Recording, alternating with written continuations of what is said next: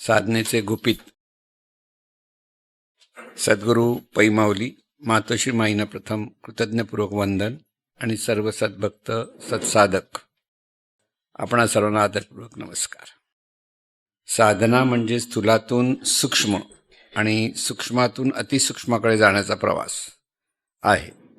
तो प्रवास करताना कोणत्या अडचणी येतात व त्याच्यावर मात कशी करायची त्याबद्दल आपण चिंतन करीत आहोत. साधनेमध्ये स्थूल, सूक्ष्म आणि अतिसूक्ष्म काय हे व्यवस्थित समजून घेतले पाहिजे. म्हणजे साधकाला आपण साधना करतो हे समजते. डोळ्यानं जे दिसते ते दृश्य जगत स्थूल आहे. दृश्य जगतामध्येही एकमेकांच्या अपेक्षा स्थूल सूक्ष्म असे प्रकार आहेत. उदाहरणार्थ जलतत्व, वायुतत्व. परंतु साधनेच्या अंगाने जेव्हा आपण विचार करायला लागतो त्यावेळेला साधनेमध्ये स्थूल काय, सूक्ष्म काय आणि अतिसूक्ष्म काय हे आता पाहूया. आपण जे जे पाहतो, जे जे जाणतो, आकाराच्या अपेक्षेत किंवा निराकाराच्या अपेक्षेत जे जे समोर वेगळेपणाने पाहतो ते दृश्य.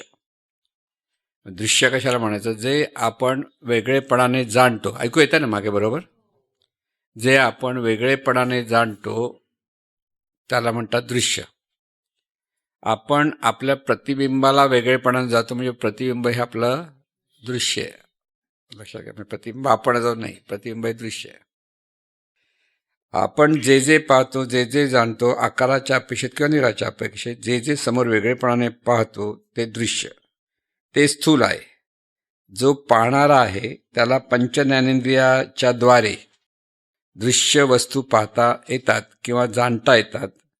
परंतु त्या पाहणाऱ्याला पंचज्ञानेंद्रियाच्या द्वारे पाहता येत नाही. म्हणजे जे पाहणारा जो आहे किंवा जाणणारा जे तत्व आहे त्याला काही आपल्याला पाहता येणार नाही. म्हणजे जाणीवेला जाणीव पाहता येणार नाही. पंचज्ञानेंद्रियाच्या द्वारे जे पाहतो ते स्थूल. पंचज्ञानेंद्रियाच्या द्वारे पाहणे ह्या अंगाने जी कृती चालू असते ती सूक्ष्म. म्हणजे ते पाहणं हे सूक्ष्म आहे, दृश्य हे स्थूल आहे. आणि जो पाहणारा दृष्टा तो अतिसूक्ष्म. म्हणजे स्थूल, सूक्ष्म, अतिसूक्ष्म असं जे आपण म्हणतो आहोत ते जे जे दिसतं ते स्थूल. त्या स्थूलालाच पाहणं किंवा जाणणं जिथे सुरू होतं ते जाणणं आणि पाहण्याची जी प्रोसेस आहे ती सूक्ष्म. आणि जिथून पाहण्याची प्रोसेस चालू होतं तो दृष्टा म्हणजे अतिसूक्ष्म. आता डोळे बंद केले, समोर काय दिसणार? समोर दिसतो काळोख. काळोखाला वेगळेपणाने पाहता येतं म्हणून काळोख हे दृश्य आहे, ते स्थूल आहे. आणि साधना करताना डोळे बंद केल्यावर समोर काही दिसत नाही हे कळते. काळोख व पाहणारा दोन वेगळे आहेत. काळोखाला जे पाहणं चालू आहे ती दृष्टी. म्हणजे दृष्टा पाहणारा जो आहे तो समोर काळोख दिसतो त्याच्यावर त्याचा आत्मप्रकाश. लक्षात, पाहणं म्हणजे पाहणाऱ्याचा आत्मप्रकाश. म्हणजे लक्षात येईल, बॅटरीचा जसा प्रकाश, टॉर्च लावला आपण तर प्रकाश जातो ना समोर, काळोखातून जर गेला तर समोरच्या वस्तूला व्यापतो. तसं हा पाहणारा त्याचा आत्मप्रकाश समोरच्या वस्तूला जिथे पडतो आणि त्या वस्तूला व्यापतो, तर ज्या वस्तूला व्यापतो ते दृश्य. आत्मप्रकाश म्हणजे पाहणं आणि दृष्टा, अशा तीन गोष्टी आपल्याला लक्षात घेता येतात. आता डोळे बंद केले, समोर काय दिसणार? समोर दिसतो काळोख. काळोखाला वेगळेपणाने पाहता येते, ते स्थूल. साधना करताना डोळे बंद केल्यावर समोर काही दिसत नाही हे कळते. काळोख व पाहणारा दोन वेगळे आहेत. काळोखाला जे पाहणं चालू आहे ती दृष्टी. हे पाहणाऱ्याला पाहता येत नाही म्हणून ते सूक्ष्म. ज्याला दृश्य दिसत तो पाहणाराही पाहणाऱ्याला पाहता येत नाही, कारण वेगळेपणाने त्याला पाहता येत नाही. आता म्हणजे आपणच आपल्याला वेगळेपणाने पाहू शकत नाही. म्हणजे आता देहाच्या अपेक्षेत देहभावात असला तरी आपण आपल्याला संपूर्ण पाहतो का? आपल्याला आपली पाठ कधी कधी कळणार नाही, की आपला डोळा कसा दिसतो डोळ्याला कळणार नाही, समोरच्या व्यक्तीला कळेल, पण आपला डोळा आपल्याला दिसत नाही, आपला चेहरा आपल्याला दिसत नाही. आपण पाहतो कशात? आरशात. म्हणून आरशातलं प्रतिबिंब म्हणजे आपण पाहतो असं समजतो, पण खरं काय आपण आपल्याला पाहू शकत नाही. तसंच जाणीवेला पाहू शकत नाही. अर्थात लक्षात ठेवायचं असं.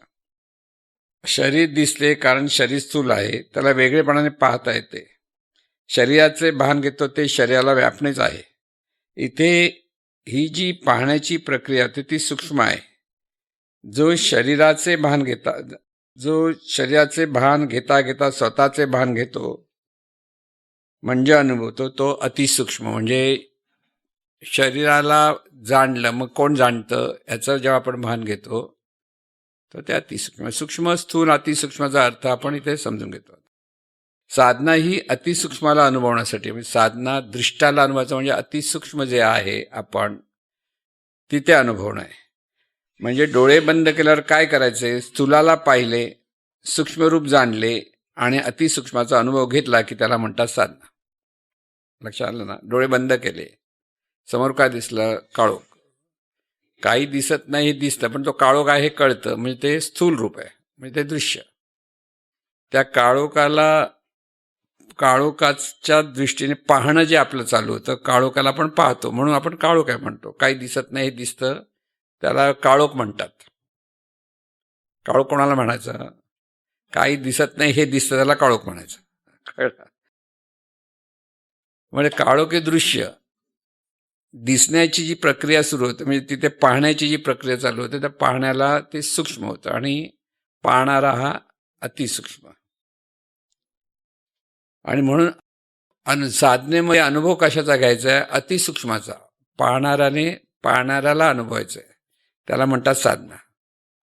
समोर पाहतं ही साधना नाही. समोर पाहणं तुम्ही सगळं पाहता ते काय आहे? स्थूलपणाने पाहतोच आहोत आपण, पण पाहणाऱ्याला पाहत नाही. पाहणारा कोण आहे हे लक्षात घेत नाही. हे लक्षात घ्यायला लागलं की ती साधना. साधनेमध्ये जे ज्ञान मिळवायचे असते ते अतिसूक्ष्म जगाचे ज्ञान आहे. ते ज्ञान समजून देणारे फक्त एकच असतात, ते म्हणजे सद्गुरू. सद्गुरूंचे महात्म्य आणि वैज्ञानिकांचे महात्म्य यात फरक आहे. जे मूळ स्वरूप जे पाहणारे आहे, हा पाहणारा देहातून पाहतो, म्हणजे देहाच्या द्वारे जा पाहतो, पण तो संपूर्ण देहाला व्यापून आहे. तो एका ठिकाणी आहे असे सांगता येत नाही. डोळे बंद करून तो पाहतो, डोळे उघडे करून तो पाहतो, पण या दोन्ही गोष्टी करताना त्याला स्वतःचा अनुभव घ्यायचा आहे याचा त्याला विसर पडतो. म्हणजे आपण सकाळी उठल्यापासून सगळं पाहतो, पण कोण पाहतं ते आपण लक्षात घेत नाही. पण मी पाहतो हा बॅक ऑफ द माइंड विचार असतोच. तुम्ही जे सगळे पाहता छान आहे छान आहे, मी पाहतो म्हटलं नाही तरी तो मी पाहतो हा भाव आहे तिथे. पण तो मी पाहतो म्हणजे कोण पाहतं? देहभावातून मी पाहतो हा भाग असतो. मग तिथे पाहणारा कोण आहे? जाणीव, पाहणारा दृष्टा आहे हा भाव तिथे असतो. कोण पाहतं? दृष्टा पाहतो. म्हणजेच पाहणारी शक्ती आहे की पाहणारी जाणीव आहे हे आपल्याला सतत स्मरण असलं पाहिजे. उठल्यापासून रात्री झोपेपर्यंत सतत. झोपल्यानंतर आपोआप तेच सुरू होणार. म्हणून दासबोधामध्ये रामदास स्वामी सांगतात, पाहावे आपणासे आपण या नाव ज्ञान. आपणच आपल्याला अनुभवणं यालाच म्हणतात ज्ञान. म्हणजे ज्ञान काय? आपणच आपल्याला आपलं जे स्वरूप आहे का आपण जे खऱ्या अंगाने आहोत, सत्य वस्तुस्थिती जी आहे ती अनुभवणे म्हणजे ज्ञान. ज्ञान म्हणजे आत्मज्ञान असं म्हणतात. म्हणजे आपणच आपल्याला पाहणं, आपलं जे जीवन चाललेलं ते आपण कोण आहोत हे कळलं म्हणजे आत्मज्ञान. आपणच आपला अनुभवणं याला म्हणतात ज्ञान. ज्ञान म्हणजे आत्मज्ञान. जगाचे ज्ञान वेगळे, आपले ज्ञान वेगळे. प्रत्येक देहात जे आपण आहे, जो आपण आहे तो स्वतःला देहाच्या अपेक्षेत जेव्हा आपण म्हणतो तेव्हा ते अज्ञान असतं. म्हणजे आता जे आपण सर्वसाधारण माणसं ज्यावेळेला मी म्हणतो की त्यावेळेला ती शरीर देह मी हा भाव असल्यामुळे ते अज्ञान आहे. देहाशिवाय तो जाणणारा आहे असे जाणतो त्याला म्हणतात आत्मज्ञान. मग त्या पाहणारा कोण आहे? देहाच्या अंगाने देह मी ह्या भावातून पाहतो ते अज्ञान. पण जाणीवच आहे, पाहणारा ही जाणीव शक्ती आहे हे स्मरणात राहिलं की ते ज्ञान म्हणजे ते आत्मज्ञान. म्हणून सद्गुरू नेहमी चिंतन करायला सांगत असतात. मी कोण आहे? जगामध्ये ज्यांना सद्गुरू लाभले आणि ज्यांना ही साधना अनुभवता आली त्यांना मी कोण आहे हे कळतं, पण सांगता येत नाही. शब्दाने वर्णन करता येत नाही. स्थूल जगाचे वर्णन करता येते, पण सूक्ष्म जगाचे ज्याला आकारच नाही त्याचे वर्णन करता येत नाही. जाणते आहे म्हणून हे तत्व सगुण आहे पण निराकार आहे, स्वगुण आहे पण निराकार आहे. निराकाराचे वर्णन कसे करता येईल? किंवा त्याच्यासारखी जगामध्ये कोणतीच वस्तू नाही, एखादी गोड वस्तू आपण साखरेसारखी गोड असं म्हणतो, पण या सूक्ष्म वस्तूची दुसऱ्याशी तुलना करता येत नाही, कारण तो जगामध्ये एकच एक जगामध्ये आहे. म्हणजे हे तत्व जे आहे मूळ चैतन्य स्वरूप तेच जाणीव रूपाने प्रगट आहे. ते एकमेव द्वितीय आहे. म्हणजे त्याच्यासारखं दुसरं जगात दुसरी कोणती वस्तू नाही, ते एकच वस्तू तशी आहे. श्रीकृष्णाने भगवद्गीतेत सांगितलं आहे, सर्वांना ही साधना सांगू नको. लाखामध्ये 1000 लोकांना हे कळल्यासारखे वाटते, हजारामध्ये 100 लोकांना ते अधिक कळल्यासारखे वाटते, त्या 100मध्ये 10 लोकांना अधिक थोडे जवळ गेल्यासारखे वाटते, पण प्रत्यक्ष अनुभव फार थोडा साधकांना येतो. त्याचा मतिदाता हाच की अशा लोकांना सांगू नको ज्यांची सांगणाऱ्या सद्गुरूंवर श्रद्धा नसेल, ज्ञानावर श्रद्धा नसेल, शरणागत नसतील, त्यांना तर ती सांगू नकोस. कारण आपल्या ठिकाणी जो जीवभाव आहे तो इतका चिवट आहे की मी म्हटले की माझा चेहरा, माझे शरीर हेच आपल्या लक्षात येते. माझे नाव, माझे गाव, माझी जात अशा स्थूल जगामध्ये रममाण होणे हा जीवाचा स्वभाव आहे. सिनेमा, सिरियल आवडीने बघत बसेल, पण डोळे बंद करून स्वतःला बघ तर नाही जमत. म्हणून इथे नेमके मार्गदर्शन सद्गुरूंकडून पुन्हा पुन्हा घ्यावे लागते. एकदा सांगितले तरी लक्षात येत नाही, कारण विसर म्हणजे जीवभाव अंतर्मात असल्याने साधनेला पूरक अशी अवस्था जाणीवीची होत नाही. ही सर्वात मोठी अडचण आहे. सर्वसाधारण माणसाला ते जमत नाही. उपास कर म्हटलं तर तो लगेच करेल, मंगळवारी गणपतीकडे जा लगेच जाईल. इथे परमार्थ नसतो, प्रपंच असतो. जे जे आपण जीवभावातून करतो तो प्रपंच, आणि जे देवभावातून आपल्याकडनं होतो तो परमार्थ. साधनेला साधकाने अहंकार विरहित बसले पाहिजे. त्यासाठी भाव धरा. संत सांगतात, भाव धरारे आपुलासी देव करारे. देह म्हणजे मी हा भाव विचाराने बाजूला करावा लागतो. मग आहे कोण? तर ती पाहणारी शक्ती. आता इथे विचार दिला म्हणून म्हटलं विचारातून भाव निर्माण होतो. म्हणजे इथे प्रथम विचार काय की देह म्हणजे मी नाही. हे पुन्हा पुन्हा आपण आपल्याला साधनेला बसताना सद्गुरूंचं स्मरण नंतर करतो. त्याच्यानंतर की हा देह म्हणजे मी नाही, तर आहे ती जाणीव आहे की ईश्वरी शक्ती आहे. हा भाव धरून साधनेला बसायचं असतं. देह आहे म्हणून पाहणारा जाणीवपूर्वक पाहू शकतो. म्हणजे देहाचं महात्म्य आहे. देहामुळे जाणीवपूर्वक ही जाणीव जाणू शकते, नाही तर देह नसेल तर ती जाणू शकणार नाही. देह आहे तोपर्यंत हा अभ्यास जमला पाहिजे. म्हणून इथे आग्रह पाहिजे, निश्चय पाहिजे, केलेच पाहिजे, ही तळमळ पाहिजे, सद्गुरू निष्ठा पाहिजे, सद्गुरूंची श्रद्धा पाहिजे, ज्ञानावर श्रद्धा पाहिजे. या सगळ्या गोष्टी एकत्र येतात तेव्हा तिथे अभ्यासाची तयारी होते. शरणागती शिवाय हे कठीण आहे, कारण ते अतिसूक्ष्म आहे. म्हणून ज्ञानेश्वर महाराज म्हणतात, कैसे बोटाने दाऊ तुला रे गुरुच्या मुला. जे मूळ स्वरूप आहे ते ब्रह्मांडाला व्यापून आहे. ते हे पाहणारे तत्व शरीराला व्यापून आहे. दोन गोष्टी आहेत. म्हणजे अनंत स्वरूप आहे ते ब्रह्मांडाला व्यापलेलं आहे, आणि प्रत्येकाच्या देहात जाणीवने व्यापलेला आहे तो एक दुसरा भाग. अतिसूक्ष्माकडे जाण्यासाठी स्थूलाकडून सुरुवात करायची. त्यासाठी डोळ्यासमोर सद्गुरूंना पाहायचे. सद्गुरूंचे रूप हे दृश्य रूप आहे. कोण पाहते? मी पाहतो म्हटलं की देहभावाला. पाहणारी शक्ती सद्गुरूंना पाहते. ही शक्ती सद्गुरू स्वरूपाची म्हणजे अनंत स्वरूपाची आहे. या बोधात ही पाहणारी शक्ती तुझी आहे असं म्हणणे ही भक्तीच आहे. आता इथे परत आपण सकाळी जो विषय घेतला तो आहे. ही शक्ती या देहातून कार्यरत आहे. सद्गुरूंकडे ते अनंत स्वरूप जागृत आहे, आणि आपल्या ठिकाणी तेच अनंत स्वरूप जीवरूपात आहे. त्यावेळी हा जीव सद्गुरूंचा आहे, अनंत स्वरूपाचा आहे. ही शरणागती.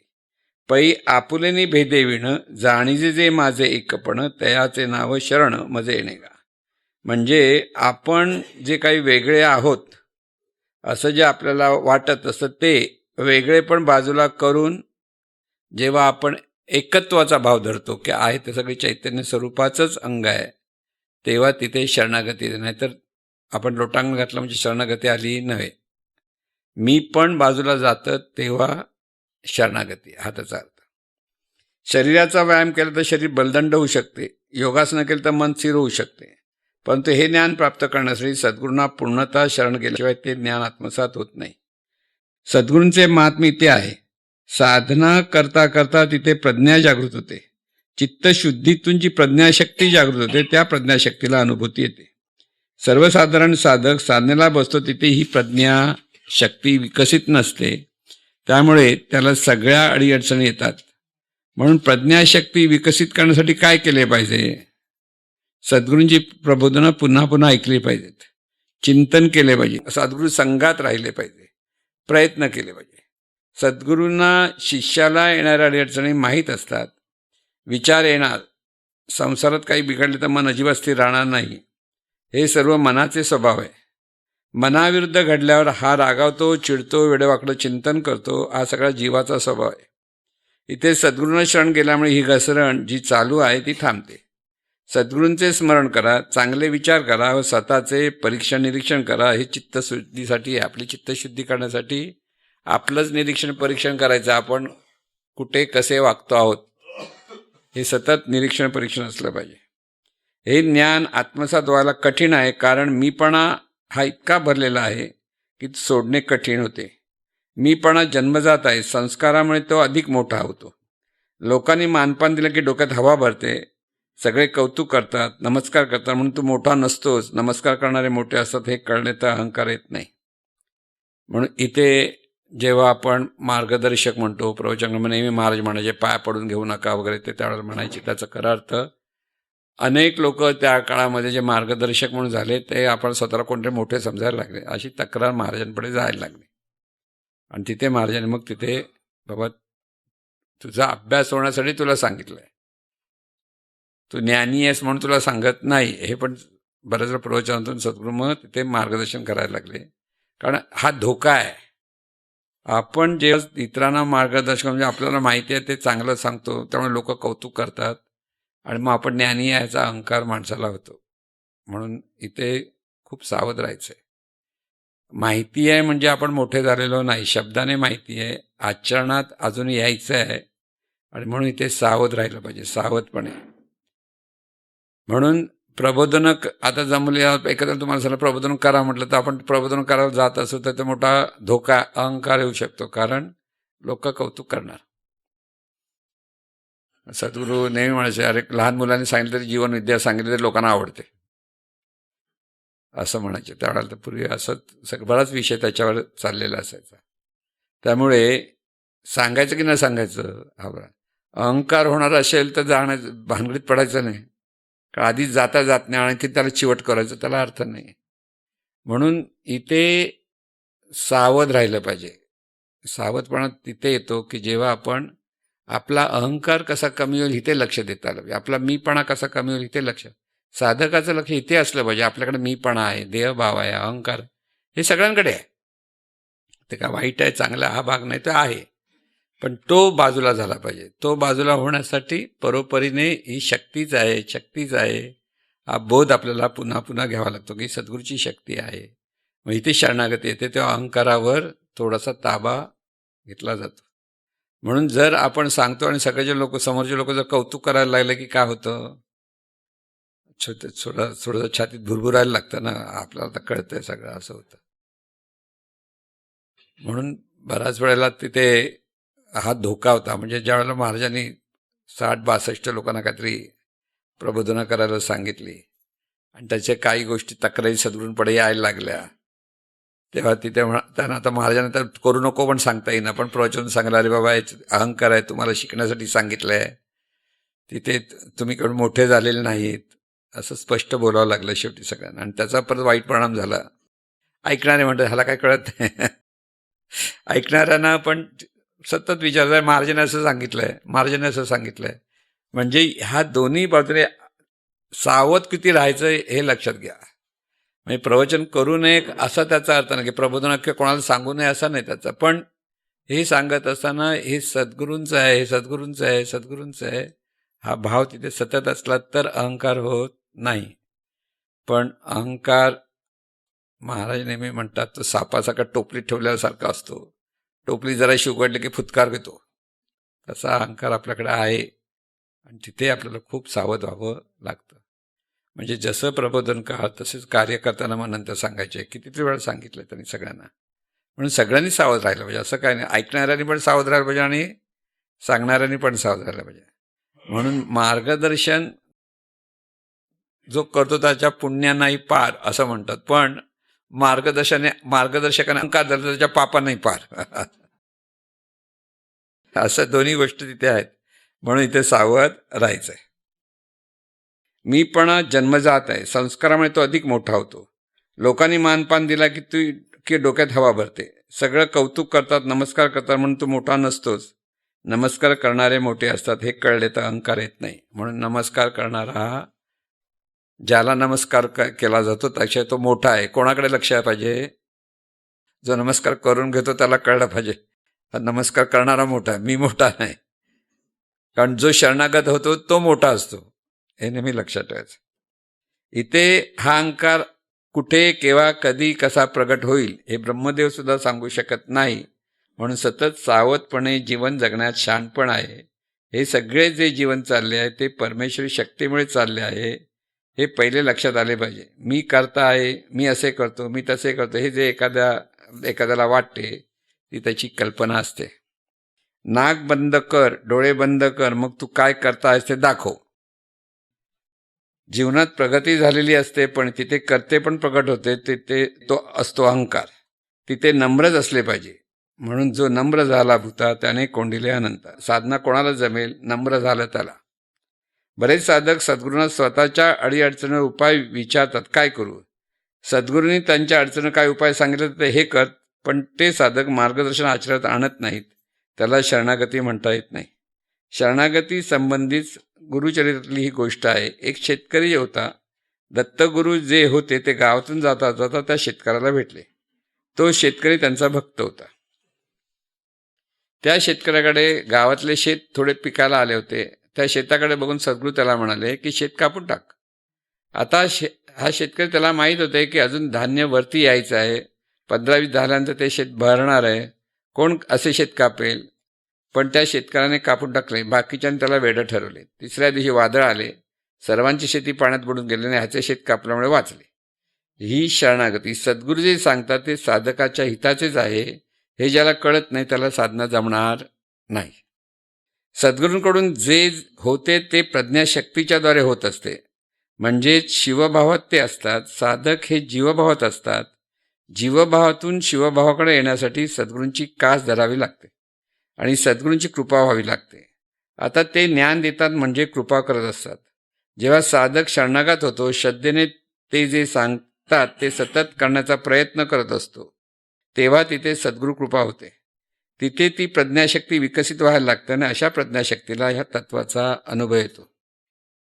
इथे सद्गुरू मार्गदर्शन करतात. आपण दृष्टा दृश्य गगन, याहुनी नसावे वेगळे भान. या गगनाहुनी सूक्ष्म आपण जाणीव रूपे. या जाणीवे माझी मन, होता सोहम भावे लीन. सच्चिदानंद श्री हरिदर्शन घडे नित्य. दृष्टा म्हणजे पाहणारा. दृश्य म्हणजे जे समोर दिसते ते दृश्य. जे दिसत नाही पण जे दृश्याला जाणते ते तत्वदृष्टा. गगन म्हणजे भूताकाश. समोर दिसते म्हणून आपण सूक्ष्म आहोत. समोर दिसते त्याहून आपण सूक्ष्म आहोत. जाणणे रूपे जाणण्याच्या प्रक्रियेमध्ये आज मन जीवभावात आहे. ते मन जाणणाऱ्यामध्ये सोमभाव म्हणजे तोच आहे, या भावात लीन झाले पाहिजे. शक्तीच आहे, दिव्य स्वरूपच आहे, असा जो भाव तो सोहमभाव. म्हणजे अशा भावात रममाण असणाऱ्याला सच्चिदानंद जे तत्व आहे त्याचे दर्शन नित्य घडते. ज्याला हे कळले त्याला खरा परमेश्वर आहे कळले. इथे देहाचा मुखवटा, अहंकाराचा मुखवटा दोन्ही जर बाजूला झाले तर सच्चिदानंद दर्शन घडे नित्य. म्हणून संतांना सतत दर्शन होत असते. साधकालाही असे स्वरूप दर्शन होण्यासाठी असेच प्रयत्न करावे लागतात. आणि म्हणून इथे महत्त्वाचा मुद्दा आहे, लक्षात ठेवायचा आपल्याला. आपण दृष्टा दृश्य गगन, याहुनी नसावे वेगळे भान. कधी डोळे उघडे असताना आणि डोळे बंद करताना पण, दोन्ही वेळा. म्हणजे तुम्ही डोळे उघडे करून ज्यावेळेस पाहता तर कोण आहात? दृष्टा आहे. दृष्टा म्हणजे जाणणारी शक्ती आहे. हे स्मरण पुन्हा पुन्हा पाहिजे. ही शक्ती पाहते, जाणीव म्हणतो ती शक्ती. म्हणून आपण दृष्टा दृश्य न गगन, याहुनी नसावे वेगळे भान. म्हणजे सतत आपल्याला ते सतत भान हवं की हा दृष्टा पाहतोय. म्हणजे ही चैतन्य शक्ती मी म्हणते ती चैतन्य शक्ती दृष्टा आहे. देहभावातून मी म्हणतो तो दृष्टा नव्हे. म्हणून इथे सतत आपल्याकडे स्मरण पाहिजे. कोण आहेस? दृष्टा आहे. दृष्टा म्हणजेच पाहणारा. आपल्या मराठीत साधा शब्द पाहणारा आहेस. म्हणून आपण पाहणारे आहोत. मग आपण दृष्टा, दृश्य गगन. म्हणून जे जे समोर दिसतं ती सर्व रूपं दृश्य आहेत. म्हणजे गगन म्हणजे भूताकाश, म्हणजे जे जे प्रगट झालेला आहे त्याला गगन म्हणजेच भूताकाश म्हणतात. भूत म्हणजे प्रगट झालेला आकाश. म्हणून दृष्टा आहे आणि दृश्य गगन आहे. म्हणजे हे समोर जे संपूर्ण पंचमहातत्वाचं ते भूताकाश आहे ते दृश्य आहे. म्हणजे सगळी रूपं ही पंचमहातत्वातून तयार झालेली आहेत, साकार रूपं. म्हणून त्याला भूताकाश म्हणतो. म्हणून आपण दृष्टा, दृश्य गगन. याहुनी नसावे वेगळे, पाहण्याच्याशिवाय दुसरं काही पाहायची गरज नाही. त्याच्या पुढची स्टेप आहे ह्या गगनाहुनी सूक्ष्म आपण. म्हणजे हे समोर दिसणार दृश्य त्याहून सूक्ष्म हा पाहणार आहे. सूक्ष्म का? कारण या पाहणाऱ्याला पाहता येत नाही. पाहणाऱ्याला वेगळेपणाने पाहता येत नाही. पाहणारा हा दृश्य होऊ शकत नाही. पाहणारा पाहणाराच असतो. म्हणून ह्या गगनाहुनी सूक्ष्म आपण जाणीव रूप आहे. म्हणजे आता पाहणारा कोण आहे ही जाणीव. परत किती स्पष्ट केलं बघा त्यांनी. ही पाहणारा म्हणजे कोण? दृष्टा कोण आहे? ही जाणते ती जाणीव आहे. ती ह्या आपण जाणीव रूपाने आहोत. आपण जाणीव आहोत. हे पुन्हा पुन्हा पुन्हा पुन्हा आपल्याला स्मरण असलं पाहिजे. म्हणजे डोळे उघडून कार्य करताना सुद्धा हे जाणीवेचं कार्य आहे. म्हणजेच परमेश्वराचं कार्य आहे. हा बोध आपल्याला पुन्हा पुन्हा घ्यायचा असतो. म्हणजे तिथं अहंकार येत नाही. म्हणून या गगनाहुनी सूक्ष्म आपण जाणीव रूप आहे. मग ही जाणीव रूप आहे. मग ह्या जाणीवे माझी मन. म्हणजे आता जाणीवेमध्ये परत आपल्याला मन म्हटलं. मन म्हणजे इथे चिंतन केलं पाहिजे, तो विचार केला पाहिजे. काय? या जाणीवे माझी मन होता सोमबावेलीनं. म्हणजे इथे ही जाणी कोण आहे? तर ते अनंत स्वरूप आहे. तेच ती ही जाणीव आहे. त्याचंच ते अंग आहे. सोहम म्हणजे तो म्हणजे अनंत स्वरूप आहे. चैतन्य स्वरूपाचा हा सर्वत्र सागर आहे. या सागरामध्ये दृष्टा आणि दृश्य, दृश्यांमध्ये आहे ती दृष्टी. ही त्रिपुटी सतत कार्यरत चालू असते. आणि त्यावेळेला दृष्टाला जर सतत स्मरण असेल की आपण या जाणीव सूक्ष्म आहे आणि जाणीवाची म्हणजे ह्या जाणीवेमध्ये म्हणजे ह्या जाणीव रूपाने ही दृष्टा आहे, तिला सतत स्मरण असलं पाहिजे. हे जाणीव माझी मन होता सोहम बावेलीनं. कारण हे सर्वातीत सोहम म्हणजे तोच आहे हा शब्दशः अर्थ आहे. पण आपल्याला तो अर्थ असा लावायचा, ही जाणीव सद्गुरू स्वरूपाची आहे हा बोध इथे असला पाहिजे. होता सोहम बावेलीनं सच्चिदानंद श्रीहरी दर्शन घडे नित्य. म्हणजे इथे हे जाणीवेचं अस्तित्व जे आपण अनुभवतो ते चैतन्य स्वरूपाचं अस्तित्व. म्हणून सकाळी सांगितलं होतं तुम्हाला की जिथे तुम्ही सूक्ष्म होतात, फक्त आहे हे कळतं, दुसरं काही कळत नाही, काही कळत नाही, किंवा ते कसला रंग दिसत नाही, रूप दिसत नाही, अशी एक अवस्था येते. ते स्वरूपाचं दर्शन आहे. म्हणून तुम्ही म्हणा स्वरूपाला दर्शन म्हणजे काय? त्या भावात ही जाणीव तिथे स्थिर होते. तर तो जाणीवला जो अनुभव येतो तो स्वरूपाचा अनुभव असतो. किंवा नेणिवेत जातो तोही स्वरूपाचाच अनुभव असतो. की जाणीव कसं आहे, आपलं स्वरूप कसं आहे? नेणी स्वरूप आहे. नेणी स्वरूप म्हणजे काय? जी आपली तिथे अवस्था होते ती अवस्था आणि त्या परमेश्वराची किंवा चैतन्य स्वरूपाची अवस्था सारखीच आहे.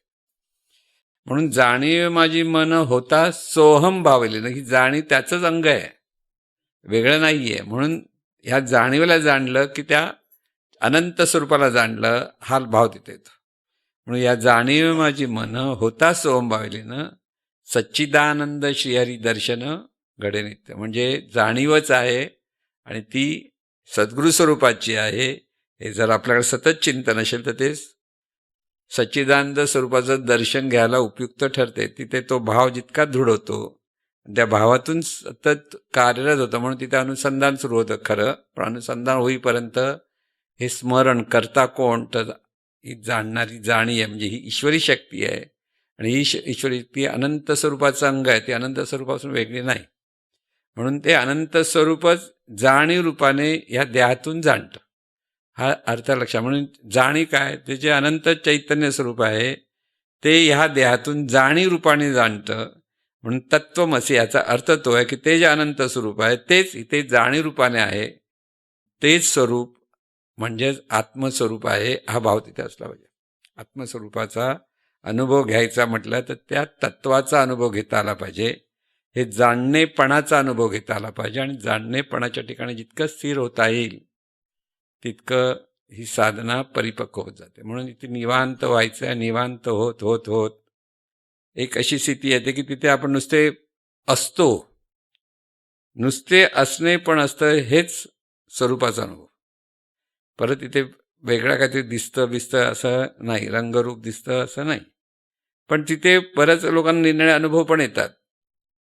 काही प्रकाश, ते म्हणा त्याला प्रकाश येतो, नाद ऐकू येतो, ते मधले टप्पे आहेत. पण अनुभवायचं केवळ असणे पण ही अनुभूती आहे. अनुभव तो अनुभव आहे. ती केवळ असणे पण ह्या अनुभवात नुसते आपण आहोत हे जे जाण निर्माण होते तेव्हा ही जाणीवेचं अस्तित्व आहे.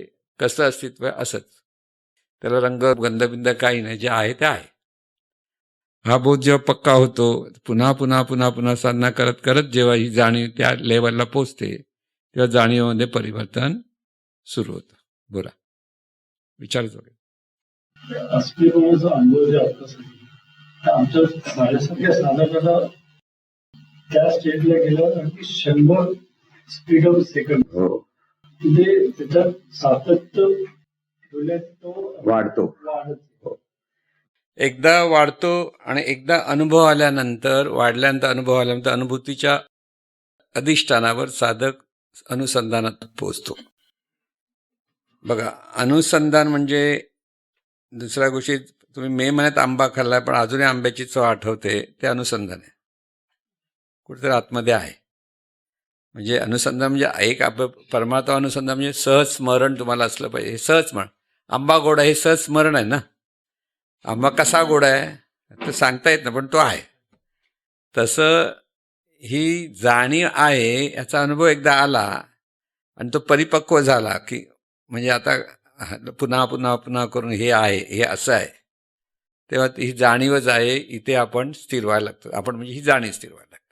आणि एकदा ही जाणीव स्थिर झाली की ती जाणीवेला ती सद्गुरू स्वरूपाचा संघ जोडता आला पाहिजे की जाणीव सद्गुरूंची आहे करून तिथून ते ज्ञान घेऊन त्या जाणीवेने परत प्रगल्भ व्हायला हवं.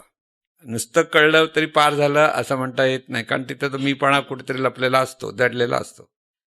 तो मीपणा गेला पाहिजे हे सतत लक्षात ठेवा. आपल्याकडे मीपणा आहे की नाही हे चेक करा. ज्या दिवशी वाटलं अरे मीपणा दिसतच नाही, होऊ शकतं नाही असं नाही, प्रयत्न केलं तर मीपणा विरहित होऊन आनंदाने जीवन जगता येतं. नाही येता येणार असं नाही. पण ती वेळ अजून जेव्हा अभ्यास करता करता करता ती एक वेळ हळूहळू ती तिथे प्रगट होते आणि तो अनुभव येतो. पण आपण सर्वसाधारण माणसांनी सतत नेहमी विचार केला पाहिजे. हे कळलेलं आहे मला, पण हे मीपणातून आपण जगतोय की देवभावातून जगतोय याचा विचार पुन्हा पुन्हा केला. म्हणून तेथीचा तो विचार केला पाहिजे. असं दासबोधामध्ये त्यांचे शब्द असे आहेत, ज्ञान म्हणजे आत्मज्ञान, पाहावे आपणासी आपण या नाव ज्ञान, तेथीचा तो विचार केला पाहिजे. म्हणजे नुसतंच पाहिलं म्हणून नाही, तर विचार करा हे कोणाला पाहिलं, कोणी अनुभवलं, बरोबर आहे का, हे सगळं विचारते. त्यामुळे विचार, मग रामदास स्वामी विचाराला महत्व, विवेकाला महत्व देतात. नुसतं हो म्हणून पटकन केलं तर नाही होत. तिथे प्रयत्न करत करत, कारण त्यांना माहिती आहे की हा देहभाव काय पटकन जाणारा नाही आहे, त्याला तिथे ठोकत बसावं लागतं. तेव्हा तो कुठेतरी हळूहळू कमी होणार आहे. म्हणून रात्री झोपताना काय झोपायचं, कोण झोपतं म्हणायचं, देवा तुझी जाणी झोपते म्हणायचं. खाडे झोपत नाहीत. कळलं ना, की देवाची जाणीव आहे म्हणजे चैतन्य स्वरूपाची जाणीव. तिला आता जरा तुझ्या राज्यात घे. झोप म्हणजे काय, देवाच्या राज्यात जातो परत. म्हणून देवाला किंवा स्वरूपाला, सद्गुरू स्वरूपाला स्मरण करायचं की बाबा आता तुझ्या राज्यात घे. भरपूर झालं तर बाहेर पडलोय, आता घे, पण सकाळी परत उठव. नाहीतर तुझ्या राज्यात घे म्हणजे भीती, अरे पण उठायचं नाही तर काय व्हायचं. म्हणलं तुझ्या राज्यात घे पण तिथला आनंद घेऊन परत मला उठव. नाहीतर तू म्हणजे बस बरं झालं आता जाऊ नकोस. भरपूर प्रेम निर्माण झालं तर म्हणेल नको जाऊ, बस आता इथेच, तो गोंधळ होईल. असं म्हणून हे जे ज्ञान आहे की ह्या ज्ञानातून महत्वाचा बोध हाच लागायचा, आपण जाणीव आहोत. सोपं सोपं जितकं समजाल तितकं सोपं. सांगताना अनेक शब्द आणि जेव्हा सांगितलं जातं त्यावेळेला त्या शब्दाच्या जंजाळात जर आपण अडकलो तर परत आपण कुठे आहोत हे आपल्याला कळत नाही. कारण हे शब्दाने जरी सांगायचा प्रयत्न केला तरी कुठेतरी थोडंसं लूप होल राहतं की तितकं परफेक्ट सांगता येत नाही. पण मी म्हणणारी जाणीव आहे परफेक्ट आहे, पाहणारी जाणीव आहे हे परफेक्ट आहे. डोळ्यातून ही जाणीव पाहते म्हणजे पाहणं, ऐकणं, चाकणं, गंध जाणणं, स्पर्श जाणणं, केवळ जाणणं, भान घेणं हे सगळे जाणीवेचं अस्तित्वाचं लक्षण आहेत. आपण विचार करतो म्हणजे कोण विचार करतं? जाणीव विचार करते. आपण म्हणजे आपण देहन विचार करत नाही. म्हणून ही जी जाणीव आहे ह्या जाणीवेला सतत अनुभवत राहण्याचा प्रयत्न करा दिवसभरात. कोण आहेस, कोण आहेस, कोण आहेस हे टोचत बसल्याशिवाय जाणीव म्हणून जाणीवेला कळत नाही. ती मी देहच म्हणते. किती जरी शिकवलं तर थोड्या दिवसांनी परत बघा जरासं इकडे तिकडे झालं की मी देह म्हणून ती परत आपली कार्यरत होणार. कारण अंतर्मनात तोच बोध पक्का झालेला असतो. आणि माशी कधी अग्नीवर बसत नाही कारण तिला माहिती ती मरेल. तसं अंतर्मन हे आत्मज्ञानाकडे वळायला बघत नाही कारण त्याचा मृत्यू तिथे आहे. मृत्यू म्हणजे आत्मज्ञानाच्या ज्या कल्पना आहेत, भावना आहेत, देहभाव आहे तो अंतर्मनात आहे. त्यामुळे अंतर्मन बऱ्याच वेळेला स्वतःच अडथळे आणतं. बहिर्मन साधनेला बसतं, अंतर्मन भलतंच काहीतरी मध्येच काढून टाकतं. बऱ्याच वेळा आपण म्हणतो नाही कुठून विचार येतात कळत नाही, असं होतं ना. ते अंतर्मनाचं पण साथ ज्या वेळेला मिळेल त्यावेळेला साधना बरोबर होते. म्हणजे ज्या दिवशी साधना झाली त्याचा अर्थ काय, बहिर्मन आणि अंतर्मनाची साथ तिथे झाली म्हणून मग अंतर्मनाला थँक्यू म्हणायला पाहिजे खरं त्यावेळेला. अरे बरं झालं तू साथ दिलीस. कारण इथे अंतर्मनाला माहिती आहे की एकदा आत्मज्ञान झालं की मन राहत नाही, त्याचं उन्मनी रूपात होतं. म्हणून आपल्या स्वतःला दुसऱ्या रूपात जायचं नाही अंतर्मनाला.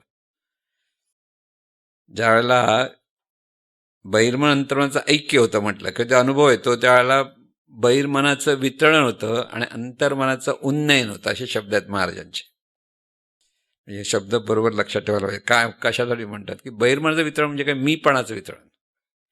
मीपणा ज्या क्षणी वितळत जातो त्या क्षणी अंतर्मनाचा विकास होत जातो. कारण अंतर्मनामध्ये जो भवरोग आहे तो मीपणाचा भवरोग आहे. भवरोग म्हणजे मीपणा आहे तिथे आणि तो मीपणात गेला पाहिजे. म्हणून हा मीपणा चेक करायचा प्रयत्न केला की हळूहळू बाजूला होतो. प्रत्येक विचारात मीपणा डोकावतो हे लक्षात आलं तर ते त्याला बहुत ही जाणीव आहे, देवाची जाणीव आहे. तिथे देवाच्या स्मरणात ह्या जाणीवेचं कार्य होते. हेच आपल्याला स्वतःला सांगायला सोपं हे. बाकी शब्द खूप भरपूर वेगळ्या वेगळ्या पद्धतीने सांगितलं तरी प्रॅक्टिकली काय केलं पाहिजे, तू जाणीव आहेस हेच लक्षात आलं. मी म्हणणारी जाणीव आहे ही डोळ्यातून पाहते, कानातून, म्हणजे सगळं जाणणं ह्या जाणीवेचं चालू आहे. आणि ही जाणीव त्या अनंत स्वरूपाची आहे. म्हणून अनंत स्वरूप कळत नाही म्हणजे सद्गुरूंची आहे. कारण सद्गुरू मार्गदर्शन करतात. म्हणून सद्गुरूंना शरण जाऊन